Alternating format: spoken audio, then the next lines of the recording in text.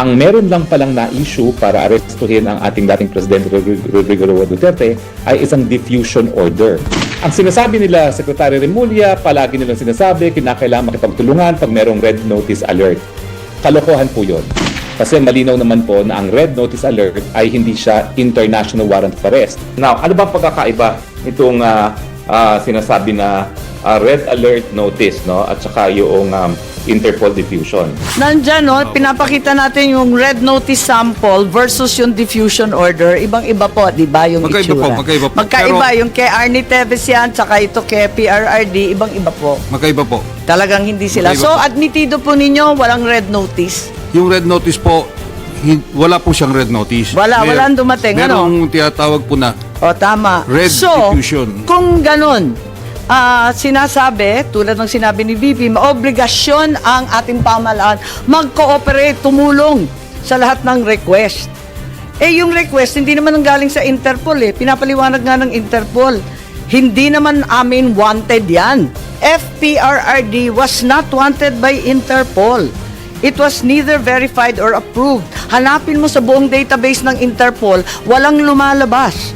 Hanggang ngayon. Well, yung red notice kasi, Interpol mismo ang nag-i-issue niyan. Who gets nyo?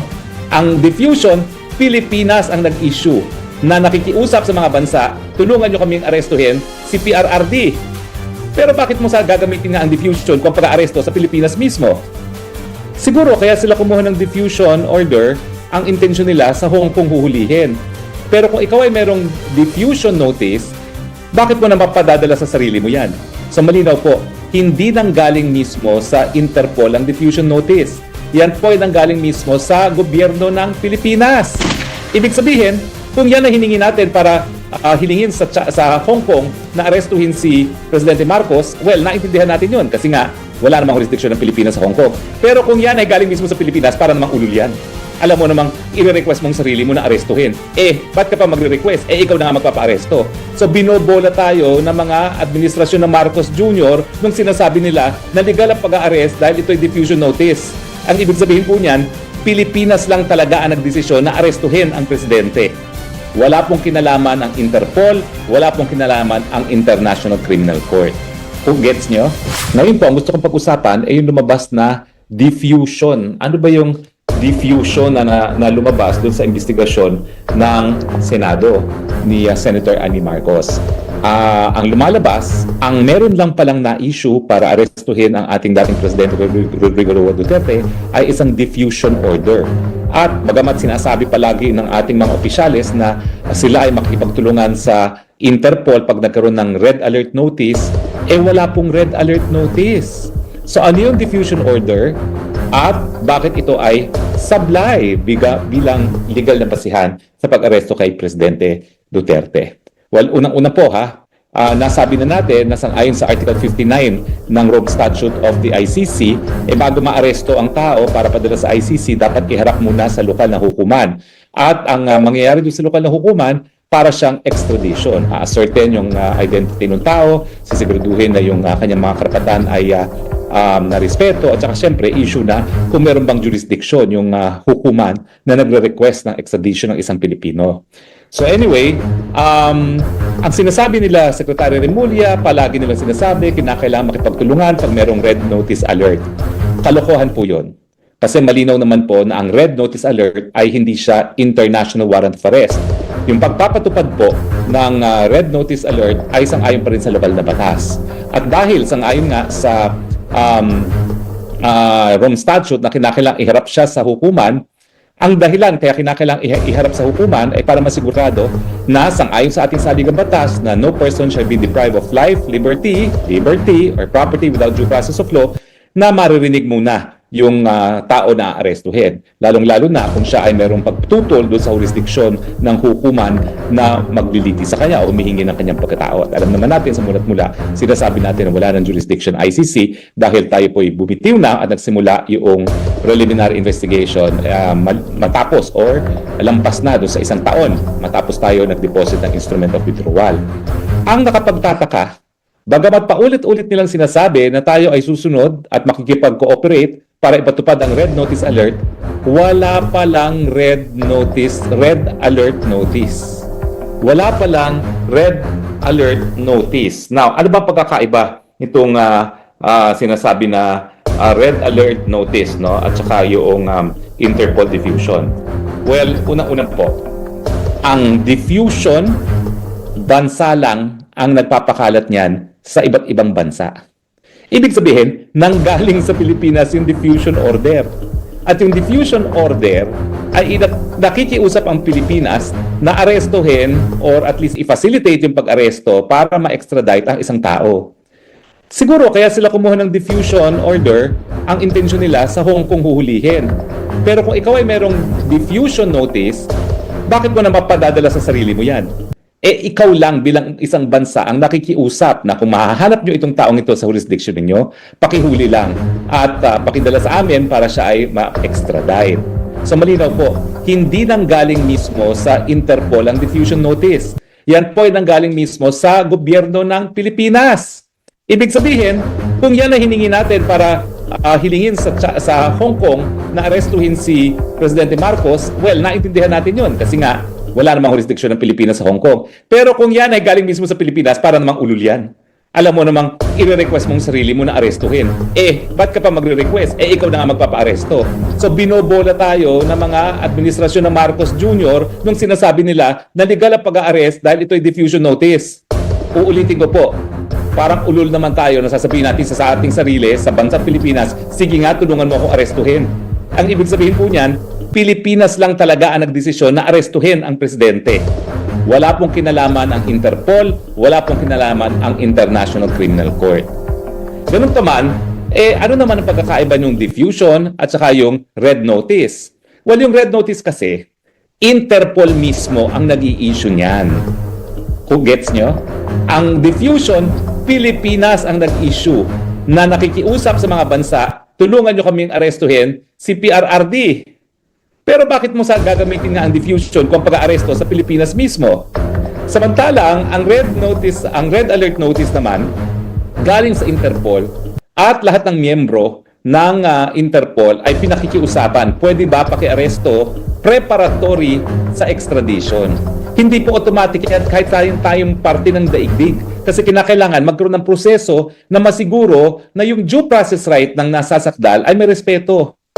Kaya nga po, kapag ang proseso ay parang extradition, yung extradition hearing na yan ay para lang masigurado na yung due process right, yung karapatang madinig ng nasasakdal, kung meron na labag na karapatang pantao o kung ano man ang objection niya doon sa jurisdiction ng korteng lilitis sa kanya, ay madesisyonan ng korte. Malinaw po. Pero walang nag-request na arestuhin ng presidente, yan ay decision lamang ng Pilipinas. So wag na sana tayong malinlang bilang taong bayan na di umano sumusunod lang kami sa warrant of arrest ng ICC. Now, sabihin natin merong warrant of arrest. Hindi nga po automatic yung pagtutulungan ng mga bansa. Kaya nga po, ang nakahandang petition sana ay certiorari para mapigilan yung pagtutulungan ng mga Pilipino sa ICC. Pero sa punto pag-aresto po, wala pang kahit anong hiningi ang ICC.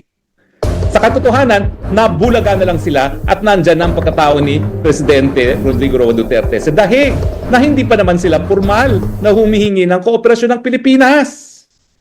Ibig sabihin, talagang nais nilang tanggalin si Presidente Duterte bilang tinik sa kanilang plano na Marcos forever. Malinaw po yan at ngayon po, nagtagumpay sila. Pero pag-uusapan nga po, no, ngayong malinaw na wala namang request ang ICC na isurrender siya. Paano naman magkakaroon ng duty to cooperate kung hindi pa nagkaroon ng request? Di ba? Kakatawa naman yan. Ibig sabihin, binolunteer ng Pilipinas ang pagkatao ni Presidente Duterte, pero si Presidente Duterte hindi siya nag-voluntary surrender. Labag sa kanyang kalooban at kagustuhan ang pagpapadala sa kanya sa dahig. Walang voluntary surrender. Kaya nga tinatawag natin, kidnapping ang nangyari. Diba? Dahil kung yan ay dinaan sa tamang proseso, binigyan sana siya ng kanyang karapatan ng due process at yan nga ay sa harapan ng hukuman. Kaya lang, kung todo bola sila, di umano, sumusunod lang kami sa ating obligasyon sa tratado. Hello? Miski sa Interpol po, walang obligasyon na sumunod sa Interpol. Miski meron ng red notice alert. Bakit? Depende pa rin po yan sa lokal na batas. At ang ating lokal na batas, unang-una, ang saligang batas, no person shall be deprived of life, liberty, or property without due process of law. At yung proseso na susundin ay yung proseso ng deportation. Malinaw po yan, ha? So ngayon, dahil hindi naman pala humingi ng tulong ang ICC, binolunteer ng Pilipinas ang pagkatao ni Presidente Duterte na malinaw naman sa mga video na bakit, anong kasalanan ko, bakit nyo ako hinuhuli, talagang malinaw po, kidnapping. Malinaw na malinaw pa sa sikat ng araw ang nangyari. Kaya nga po umaasa ako na dahil sibilisado naman ang mga West sa ICC at sibilisado naman yung hukuman na yan, na hindi sila papayag na magpatuloy ang kanilang jurisdiction gayong ang pagkatao ni Presidente Duterte ay nakuha sa pamamagitan ng kidnapping. Malinaw po yan. Maraming salamat nga pala dun sa nagpadala sa akin ng yung diffusion notice. Parang telegram po yan. Pero nakakatawa nga, yung diffusion notice dapat pinapadala yan sa iba't ibang bansa. Hindi mo dapat padala yan sa sarili mo. Dahil ang requesting party, Pilipinas, ang ginawa niya, pinadala niya sa sarili niya, pinatupad niya yung sarili niyang request sa kanyang sarili. Di ba nakakabuang yun? Hello talaga. But anyway, darating na po ang takdang panahon at yan naman po ay mailalabas sa hukuman. O nga pala po, no, kami po ay in the process of filing a reply doon sa sagot ng OSG, hindi pala OSG, ng DOJ, doon sa hinaing naming habeas corpus with certiorari and TRO na ang aming naging kliyente ay si Congressman Pulong. In any case, bawal naman ako magkomento sa merito dyan. Sinasabi lang namin na mali yung pagkakahuli dahil nga po walang legal na visa ang warrant of arrest na in-issue ng ICC. Pero hindi pa namin alam ng mga panahon na yon na niwala palang request ng ICC na isurrender ang pagkatao ni Presidente Duterte. Kaya naman nagkaroon ng certiorari kasi nga kung sila'y makipagtulungan, yan ay magiging grave abuse of discretion dahil walang basihan talaga para tayo makipagtulungan dahil tayo po nga ay nagbitiw na sa pagiging miyembro ng ICC.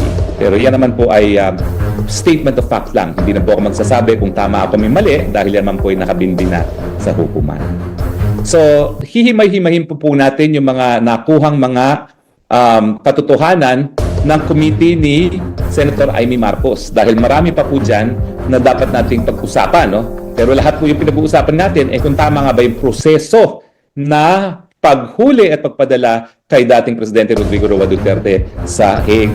At ang pinag-usapan natin ngayon, dahil wala pang request na mag-cooperate ang ICC sa Pilipinas, voluntaryong sinurrender ng gobyerno ng Pilipinas si Tatay Digong, maski ito pa ay labag sa kagustuhan ni Tatay Digong, kaya nga po naging kidnapping.